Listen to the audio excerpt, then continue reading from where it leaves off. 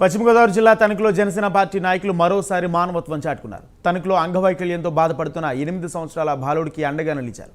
పట్టణంలో 2వ వార్డుకు చెందిన నక్కా వెంకటేశ్వరరావు కుమారుడు మను అంగవైకల్యంతో పోరాడుతూ ఇంటికి పరిమితమయ్యాడు. జనసేన పార్టీ ప్రధాన కార్యదర్శి పంతం నానాజీ సొంత ఖర్చులతో వీల్చైర్ కొనుగోలు చేసి పార్టీ ఇన్ఛార్జ్ రామచంద్రరావు చేతుల మీదుగా అందజేశారు. కుటుంబానికి ఎప్పుడూ అండగా ఉంటామని వాళ్ళు తెలిపారు.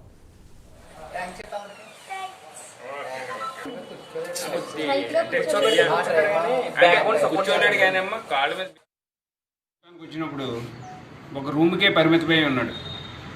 దానివల్ల ఆరోగ్యంతో పాటు మానసికంగా కూడా కుంగిపోతాడు. అలాంటి పరిస్థితి ఈ మనోజ్కి రాకూడదన్న ఉద్దేశంతో వాళ్ళ పేరెంట్స్ని మేము మరి మనోజ్ పట్ల మేమేం చేయగలం అని ఆలోచిస్తే వాళ్ళు ఏం ఆలోచన ఇచ్చారంటే ఆయనకు ఒక వీల్ చైరు కావాలని మాకు తెలియపరచడం జరిగింది.